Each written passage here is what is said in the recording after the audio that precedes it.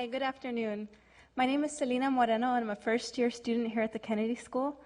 On behalf of the Kennedy School's Latino Caucus and La Alianza at Harvard Law School, I'd like to welcome y'all to the opening event for the Latino Law and Public Policy Conference.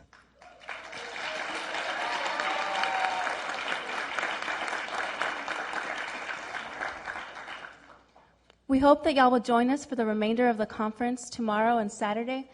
We'll be featuring panels covering topics like the criminal justice system, community and economic development in emerging immigrant neighborhoods, the effect of remittances on politics, as well as a panel that's going to be co-sponsored by the Black Law Student Association and the Black Policy Conference on Black Latino Coalition Building.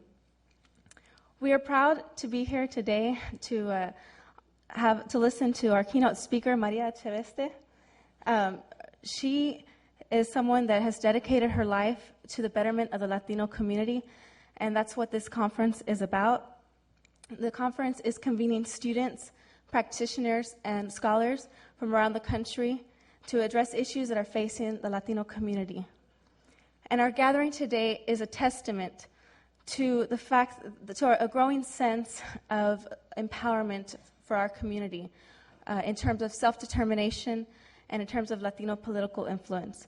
So with that, I would like to, I'm happy to present Dean David Elwood to introduce our speaker tonight. Thank you very much.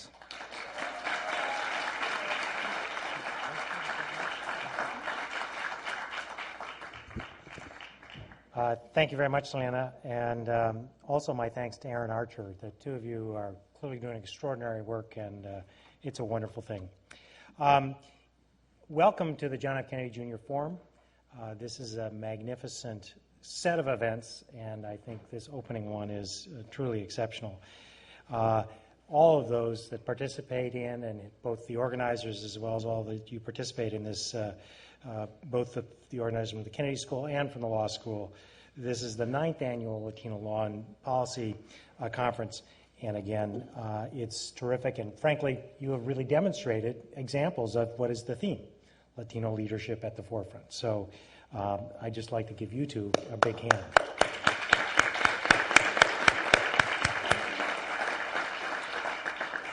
Now, it's hard to imagine someone that would be more well-suited and more ideal for the role of opening speaker than Maria Echeveste.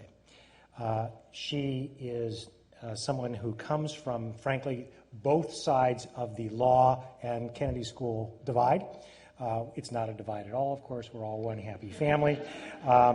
But she has had a variety of leadership roles from the grassroots level to the Oval Office and back and forth, and we hope back and forth a little more.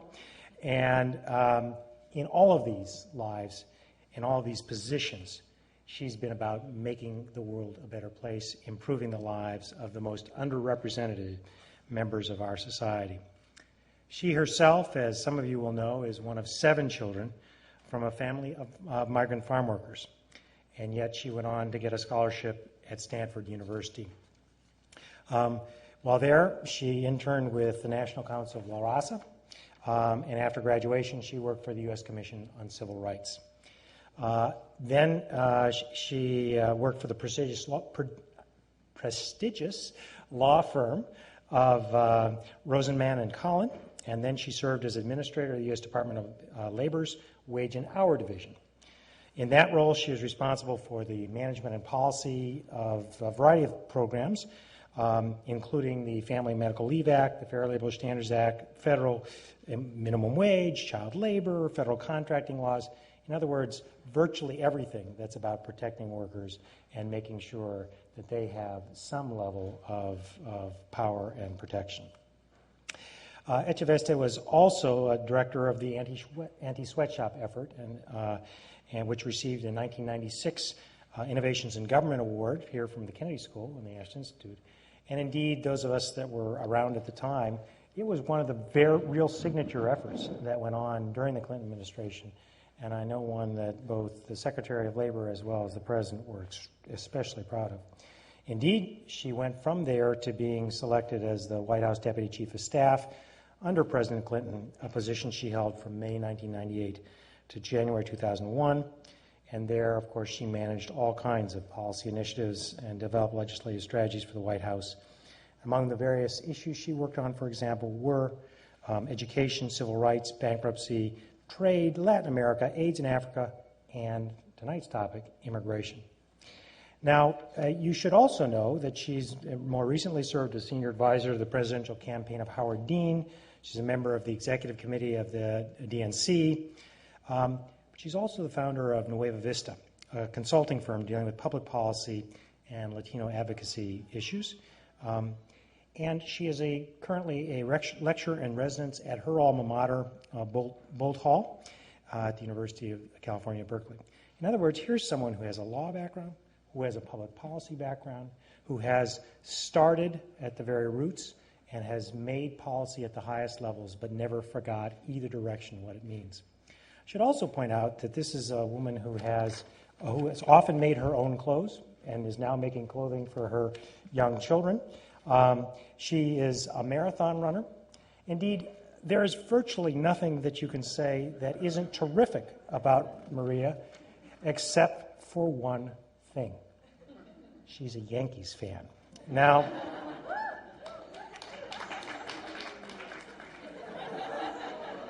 I made a special exception and agreed to introduce Maria nonetheless, because it is truly, she is someone who truly does fulfill the notion of Latino leadership at the forefront.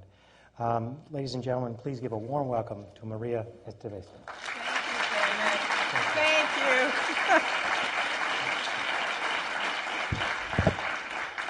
Thank you, David. That was such a warm introduction. What can I say? I lived in New York for 10 years, in the Bronx, no less. But I was rooting for the Red Sox at the last, because it was time for you all. Thank you so much.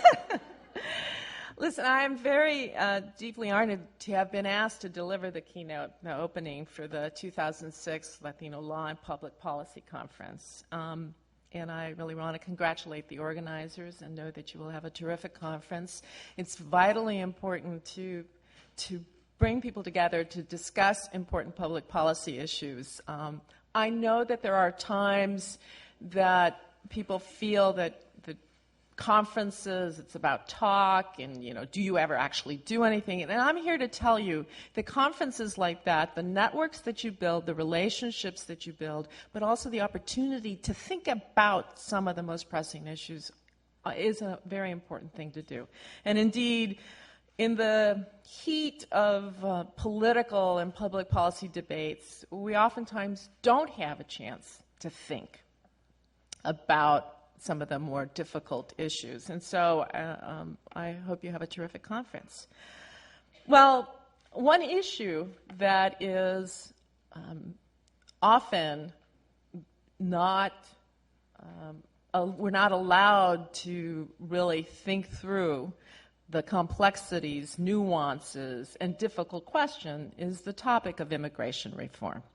And as you all know, it is an incredibly hot topic, so my congratulations on the organizers for having focused on this 4 months ago when they asked me to speak on it.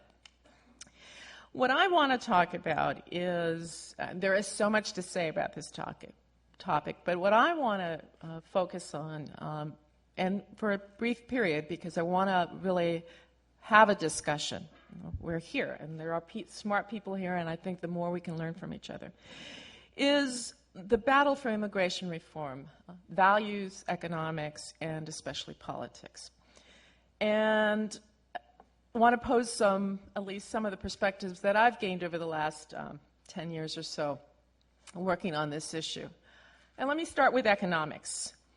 First off, we need to understand that immigration policy throughout our history has been developed with really two very important strands. One is an economic strand of finding the labor, having the people to grow our economy from the very beginning. And so, for example, in the 1860s, indeed, I have often said we've had involuntary migration because we had slavery. It was about a labor supply. We then went to encouraging and bringing Chinese for a certain period because we were building the railroads and we were developing our economy, but then we decided that we would pass the Chinese Exclusion Act in the 1890s because people were concerned about the impact of Chinese laborers on U.S. domestic workers. We then had the last great immigration wave of the 1900s, as again we were industrializing and the factories and the sweatshops. The country reacted by saying, wait a minute, what do we do? How do we stem that flow? And passed national literacy tests, national origin quotas. This balance between an economic need, but also tied into it, was a question we have been asking and answering off and on for the last 200 plus years, which is, who gets to be an American? Who can be? Who should be? Who do we want to be part of American society? So we've had this push and pull from the very beginning. And in 1965, when a significant change in immigration law was made, was a focus to really base our law on family unity, to do away with national origin quotas. But even in that effort, we left room for some small programs, like in typical Washington, it all becomes these acronyms, H-1B, H-2B, H-2A. Let's just say that there are guest worker programs, programs for temporary foreign workers, so that because there was interest in making sure that there were available to business foreign workers. And the industry that has most been concerned with foreign labor is agriculture. So we also had the experience of the Bracero program that was created in World War II and was not eliminated until the early 1960s. And so we have this history of, on the one hand, wanting labor, under what terms, under what conditions, we fight about it, but wanting labor. And at the same time, well, do we want them permanently? Are these the people we want to be American? Will they become American? Will they leave their customs and cultures behind? Will they learn English? Will they assimilate? This is all part of this debate. And so that's what we're going through again. But this time what we're going through is that in light of the changes that were made in '65 and an effort to reduce the number of legal channels for people to come in, and also the focus on family, what we've created was a system that provided very few legal channels for workers to come in. And our U.S. economy has changed in such a way that a change in manufacturing, change to service economy, several researchers project that the growth in terms of the types of jobs in the future will be service-related jobs, and so they argue that we need immigrant labor for those low-skilled, low-wage jobs.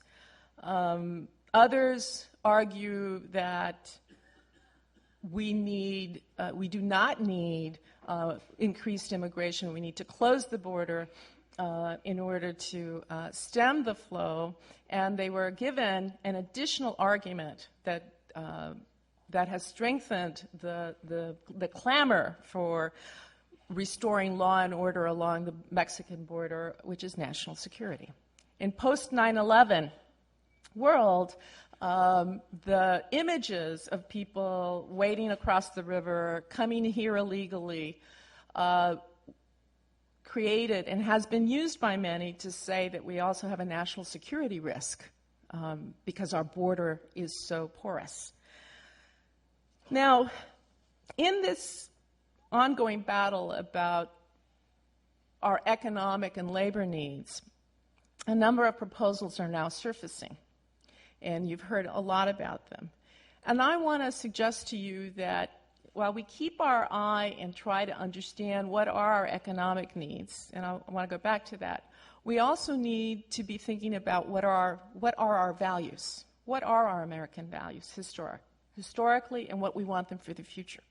Because I think how we think about these two things, I believe, I would submit to you, should help us design an appropriate response, a better immigration system that is both responsive to legitimate economic needs, but also be in keeping with what I think are the best of American values. What do I mean by that? Well,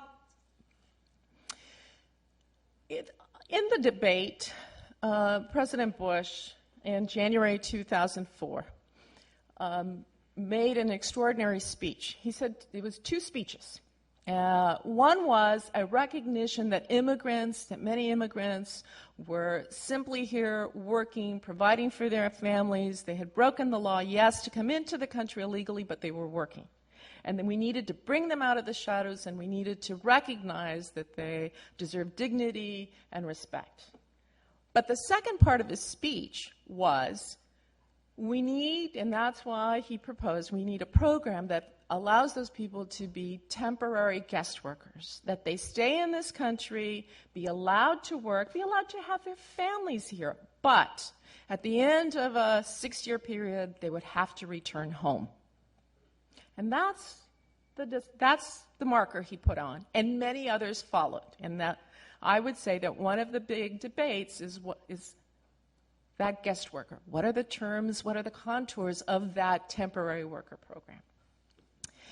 And he said, what we need to be able to do is to match a willing employer with a willing employee. And I say, when the whole world is your recruiting pool, you will always find a willing employee to accept the barest and minimum of standards of terms and conditions for work. It is not enough to say, well, they're only doing jobs that no American will take. We need to push further. No American will take on those terms and conditions. Why are we willing to accept that no American will take a minimum wage job, which hasn't been increased in 10 years? And we even have states that have higher minimum wages. But the reality is, even at some of the higher rates, you can work 40 hours of work and still be in poverty. Why would we seek to open and bring more people in at those low levels? At the same time, when you ask those questions, you are often accused of being anti-immigrant.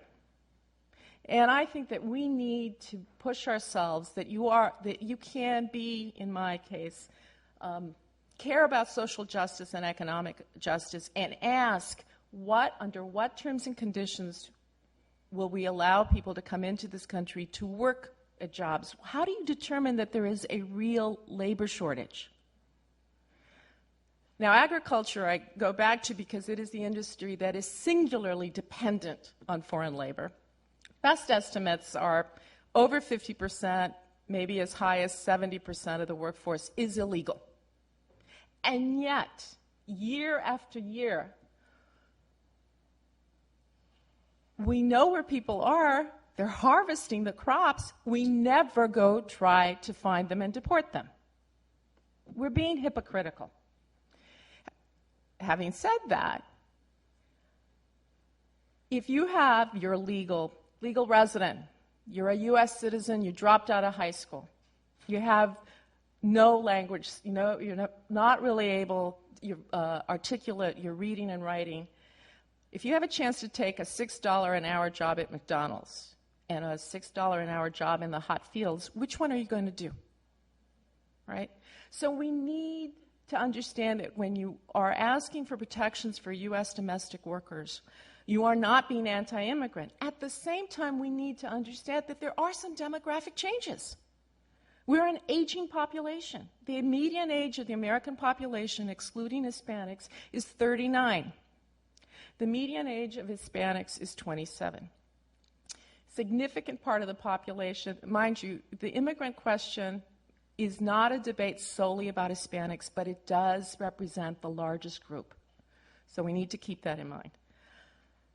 So there are demographic changes, the workforce of the future. We need to be conscious of that. So we can't say, just close the border. That is why business has joined with many immigrant advocate groups to try to get comprehensive immigration reform, because they recognize what kind of labor needs we're going to have in the future. So the challenge is, and what some people have worked on, is we don't like guest worker programs of old. And the notion that people come into this country temporarily and leave, there's no such thing as a temporary worker program. A percentage of people will choose to stay. Life happens. They meet someone. They decide they actually really want to be part of American society. But there is also a percentage of people that don't want to stay. And they may actually want to go back home. They amass their little savings and they decide they want to create a business in Mexico or El Salvador or India or elsewhere. But what we need to do is design a program in which we can respond to the economic needs, but also give a path to permanence for those who choose, that it be their choice, not an employer's, because if you're dependent on the employer sponsoring you, then you're always an opportunity for abuses and exploitation. But to be able to self-petition, a path to permanence. And one of the big reasons the compromise that was reached hard after much negotiation on March 31st was this question: we let them come and then they go home, or do we let them decide and become part of American society? And I argue that we have always been about, even in our worst, having people become part of American society. And we can point to experiments around the globe where they've tried to have a guest worker population. Germany. They needed the manpower after World War II.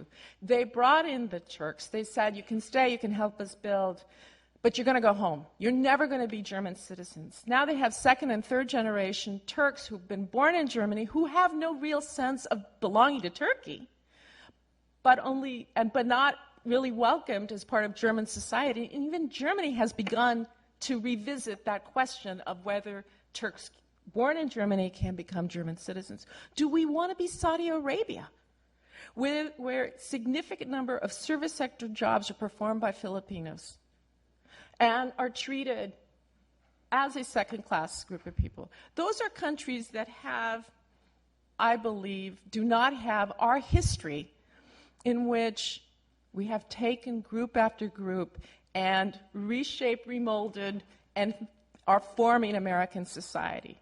So I believe that we are having a real battle about not just the economics, but our values.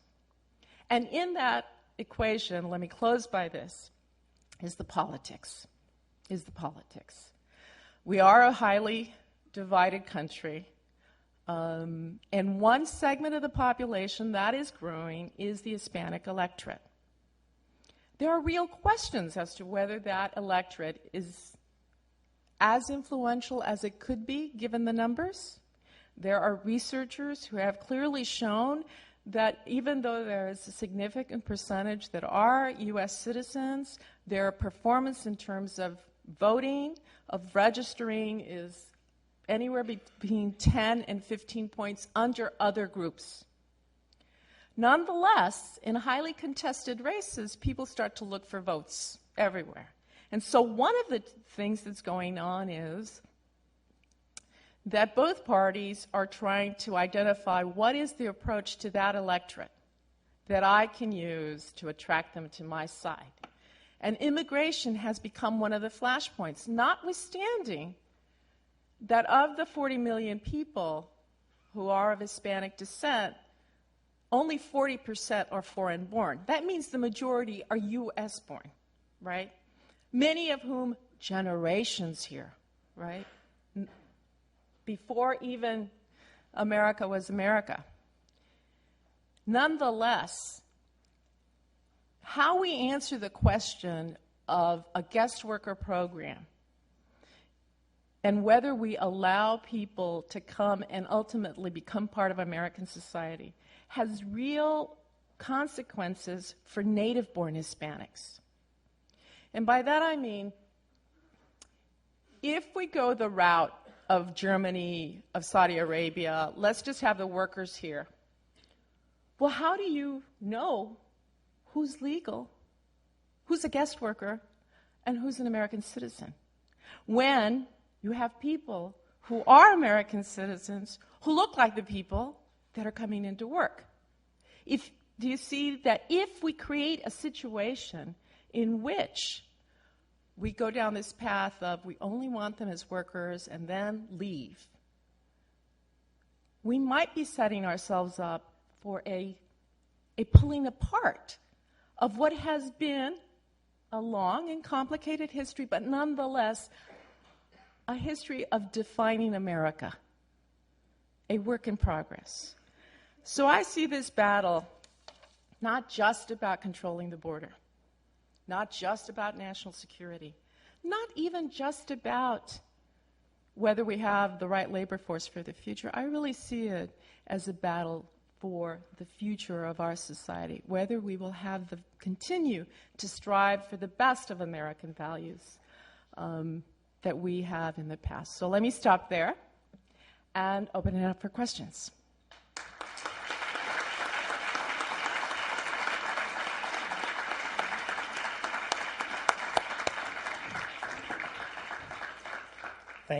Thank you very much, Maria. And we do have time for questions.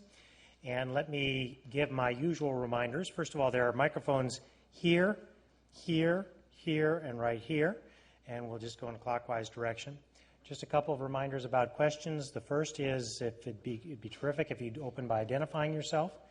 Second of all, this topic, perhaps as much as any other, does lend itself towards speeches from the floor.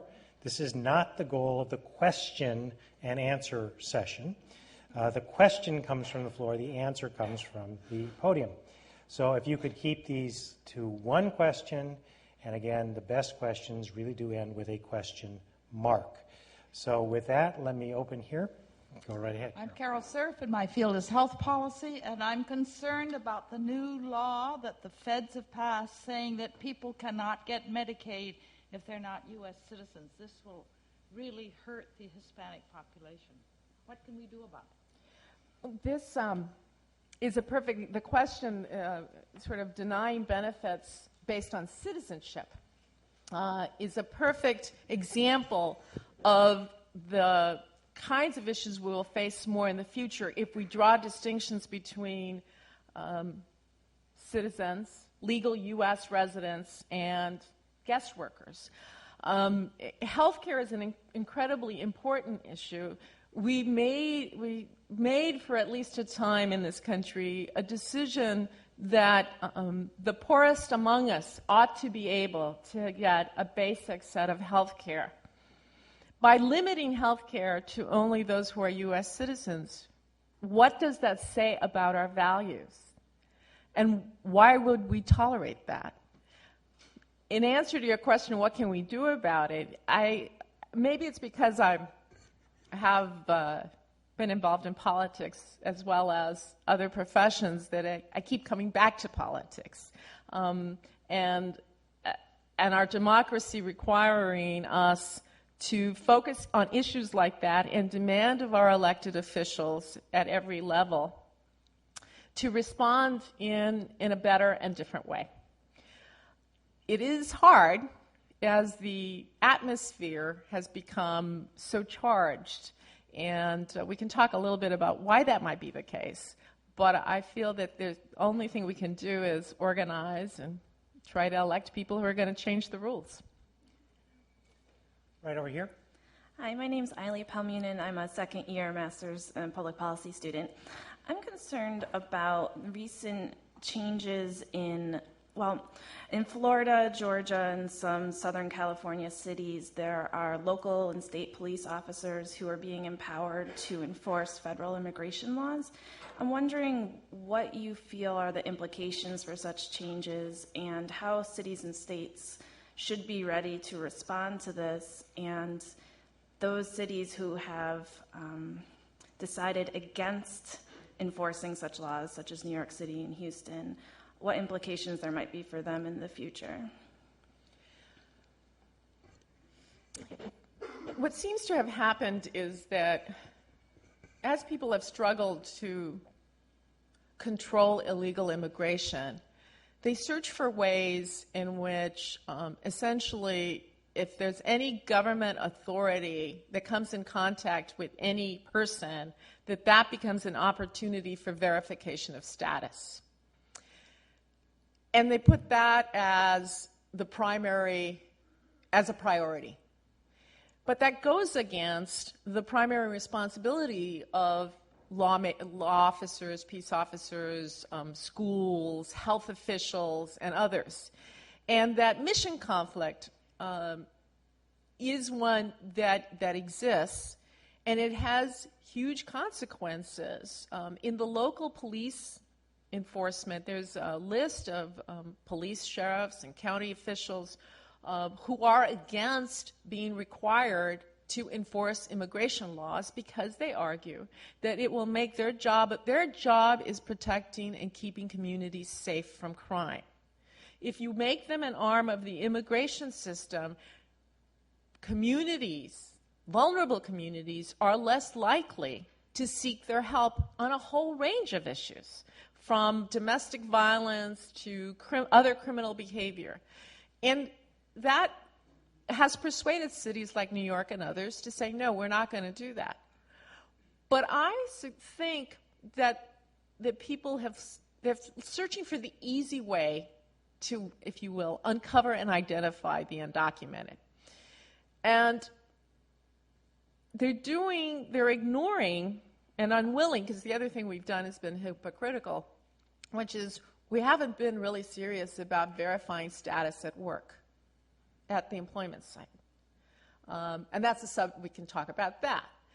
But it would seem to me that before we start asking our firemen and police to check papers, and by the way, who are they going to check, and what part of our population will have to live with the fact they are going to be challenged over and over again?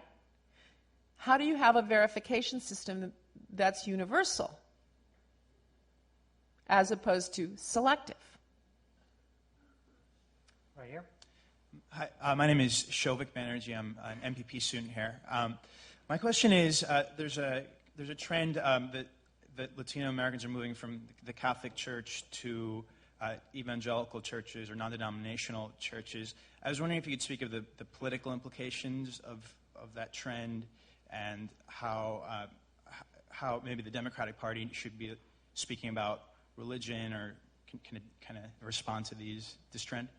Well, I think that question goes well beyond just Hispanics on the question of faith in politics. But there is a growing percentage of Hispanics who are leaving the Catholic Church and going evangelical. At least on the issue of immigration, both the evangelicals and Catholics have been supporters of the movement for civil rights for immigrants. On the question of the Democratic Party, I believe that many folks on the left never felt that they needed to wear their faith, their values, their spiritual values on their sleeve, that it was evident in our desire to have a safety net, to provide health care for the poorest, to provide education, quality education, to worry about hunger, that those stemmed from our moral values. People didn't feel like they needed to talk about them, and maybe gave ground to others to become the voice of moral values, a party of values. But I would argue that Democrats have a strong and deep and spiritual set of values that undergird the work that many of us are trying to do. Right here. My name is Carrie Anderson. I'm a first-year student at the law school. And my question, I guess, speaks more to issues affecting current international students. I'm not sure if you're aware of the policy in terms of students who are here on F1 visas right now. The current test, when it comes time for them to renew their visas, is intend to return to your home country, regardless of what level of study you are at. So if you've completed undergraduate studies, for example, and you're now pursuing a second degree or third degree, the test is still intend to return.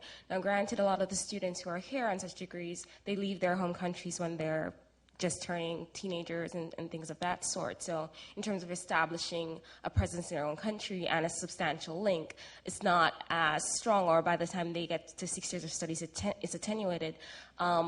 In light of that policy, which I personally had an experience with last year, what do you think, is it as salient as an issue affecting illegal immigrants, or do you think that you're talking about your notion of the need for employment versus the values of society?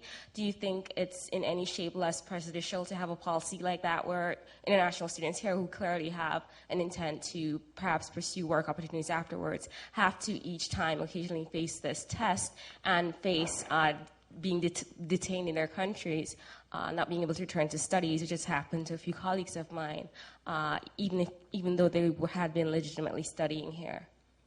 Well, I think you raise a really important but also a complex issue, because on the one hand, part of American society, or part of our, if you will, international diplomacy, is to encourage, to have international students come and learn about and be part and hopefully go back. And I mean, that is one way of spreading some of the institutions and nation building in a much less brutal way, perhaps, than other methods. But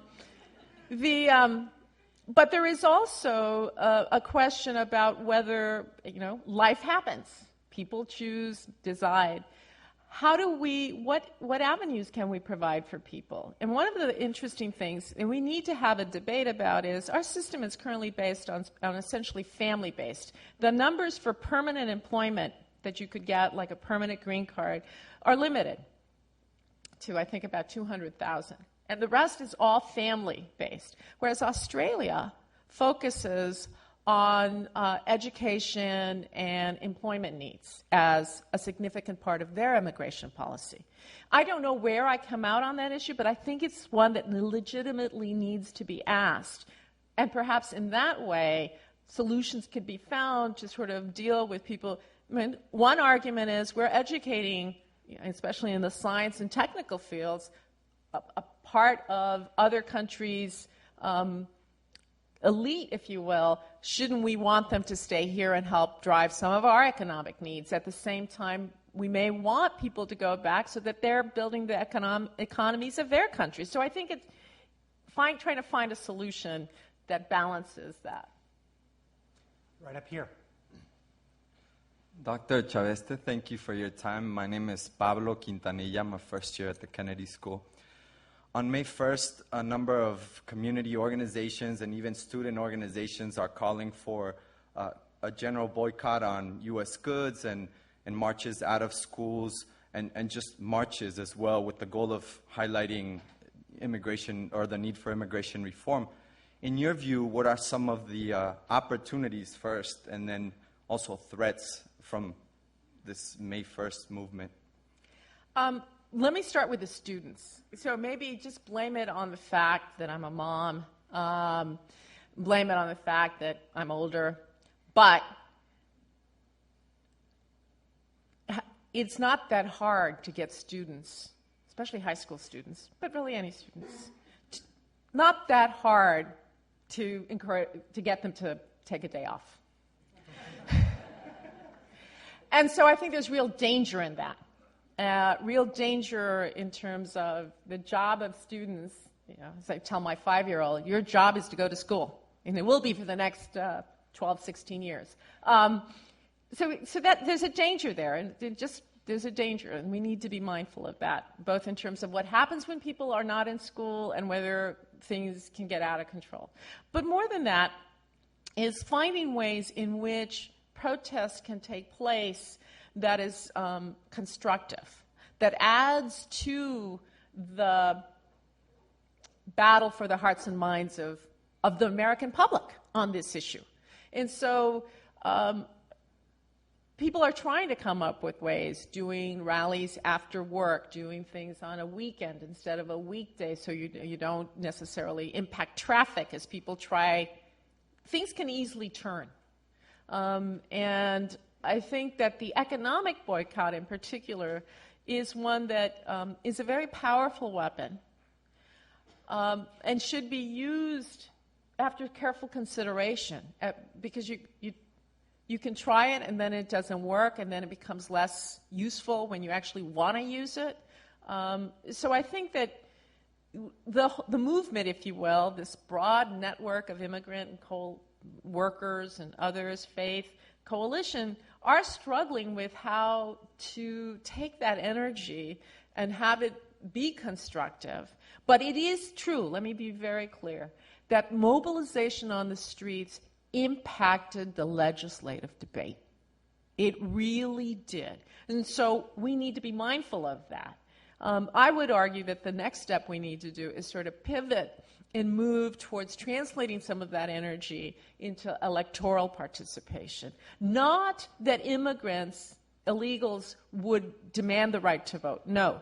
Rather, how to make common cause with those who do have the right to vote and have them be the proxies to elected officials demanding that action take place, and the right kind of action. That would be my dream.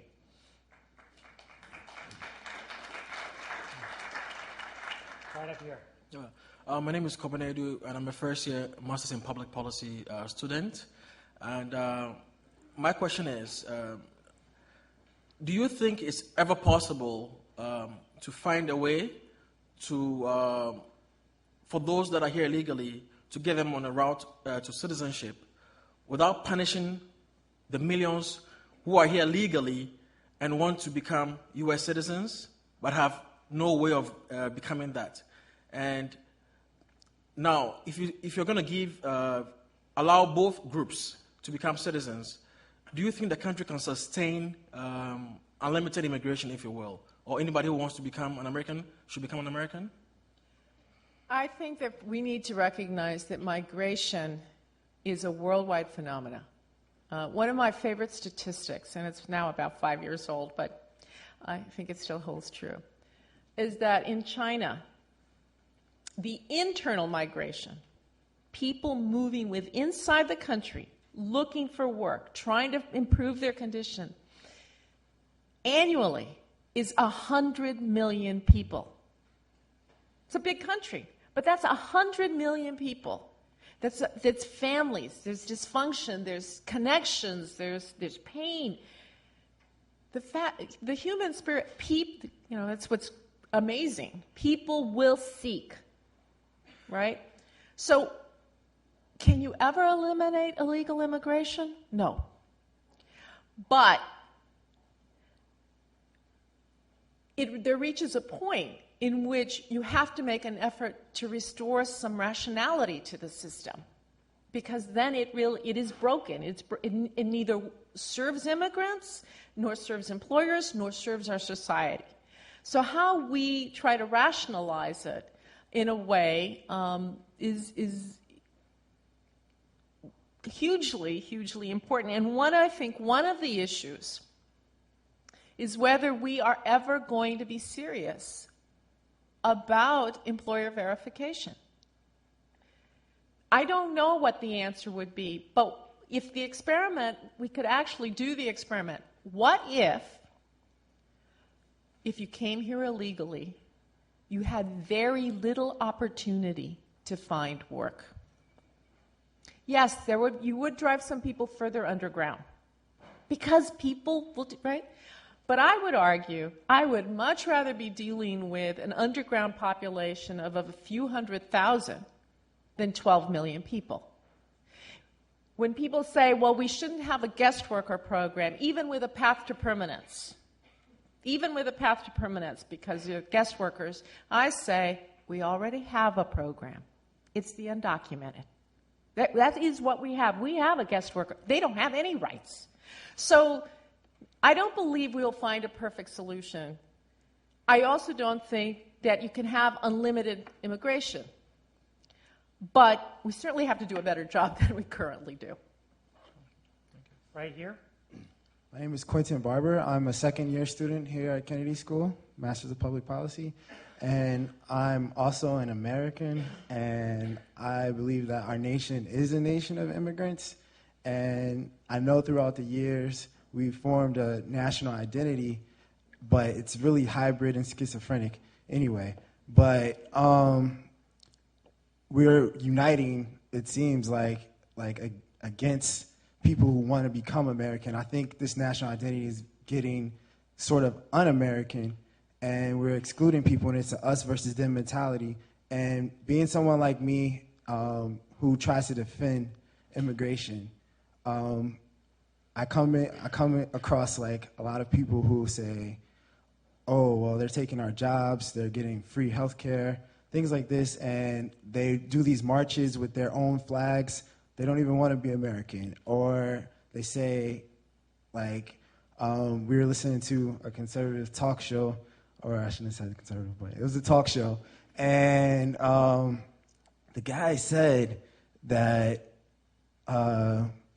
America's in danger of becoming a third world country because these people are coming here from uncivilized backgrounds and primitive countries. So I guess my question is, how do you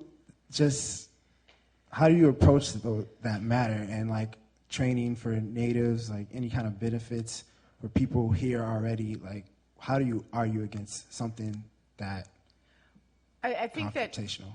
that it is, I mean, that's why I believe very strongly that as we seek to provide legal channels for people to come in, we need to design programs that have at least some effort to have a labor market test. You know, some ideas that people have thrown out that didn't get much traction, but maybe with some more work. But for example, if an employer wants to bring in 100 people to work on a construction site, if he's in a city that has an unemployment rate in a certain population that's double the national average, should he be allowed to bring in foreign workers if you've got if you have some way of saying, well, wait a minute, you've got an unemployment population here. So we need to address that concern. At the same time, we need to remind people that notion that this new wave is different from the last wave, and these people will never become American. You just need to look at the cartoons and the editorials that were written about the Irish and Italians in the 1910s and 1920s. It's the exact same thing. So it's reminding people exactly what you said, that we are building this country group by group, people by people, but also to address, I think, some legitimate economic concerns. We have time for just two more questions. I'm going to take one here, and you've been waiting a long time here, so I'll make those the last two. Go ahead. Hi, yes. My name is Alex. I'm a student at the college here.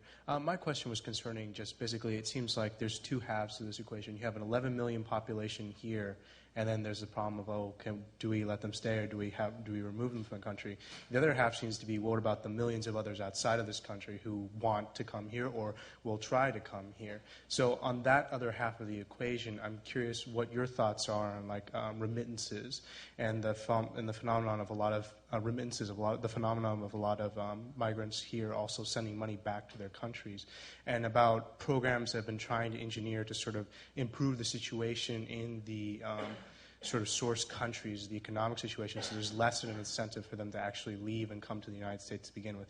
So like one, for example, like the Tres por Uno program. So I'm just curious what your thoughts are on the success and how much of an approach that should be to dealing with immigration itself as a global phenomenon. You're absolutely right. In an earlier conversation, I said that one piece that is missing in the debate is the need to look at the economic conditions of the sending countries.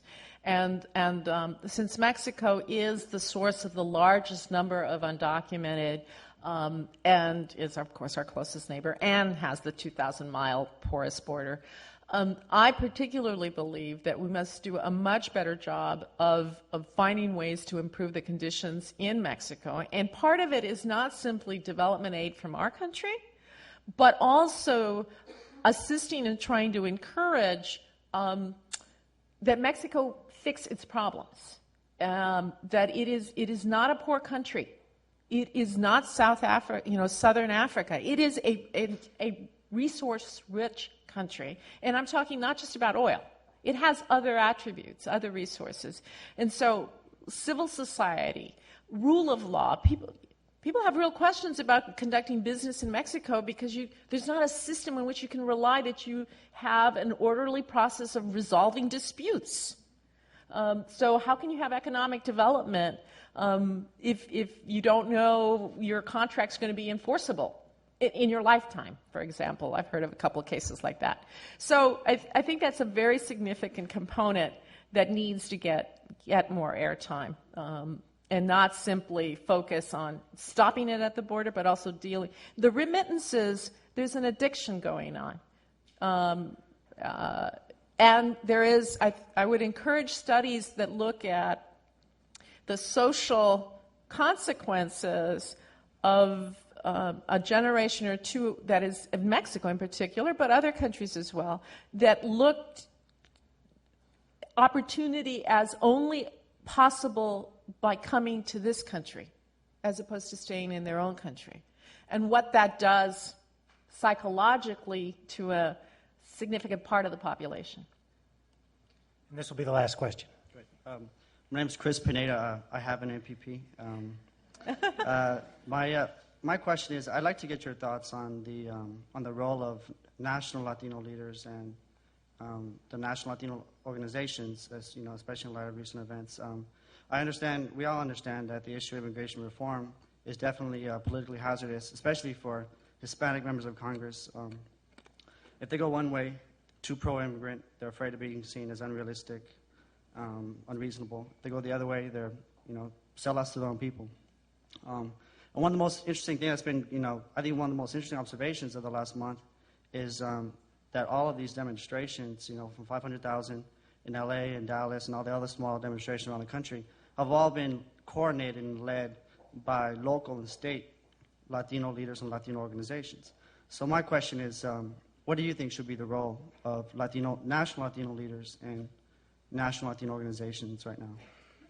I think that there's a segment of the leadership that struggles with reminding people that they're not immigrants. They've been here 3 generations, 4 generations, 5 generations, longer than other people, and sort of like, why do I have to take up that cause? I'm an American just as much as the Scandinavian in Minnesota, right? So there's some of that tension, and that happens, frankly, in boardrooms and in White Houses and in policy tables. If you're the only minority, there are times when you sort of, why do I have to watch out? Why do I have to pay attention? My response to that is, it comes with the territory. It's who you are. And you happen to be in that room. You are a congressman, you are a senator, you're a White House staffer. And it's great when other people step in and say, well, what about this issue? But if no one else does, it's part of the responsibility of being there. That's how I see it. But some people aren't comfortable with that. The good thing is that more and more people, especially because 40% of the Latino population is foreign-born, Hispanic leaders, at their peril, ignore this issue.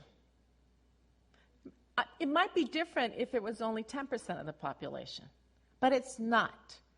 It's a significant part of the Hispanic community. So it behooves Hispanic leaders at all levels to think clearly and carefully about and what positions. Not that they need to all walk in lockstep, but they need to understand that when you have such a percentage being foreign-born, you're expected to take a position and exercise leadership, and I would expect no less.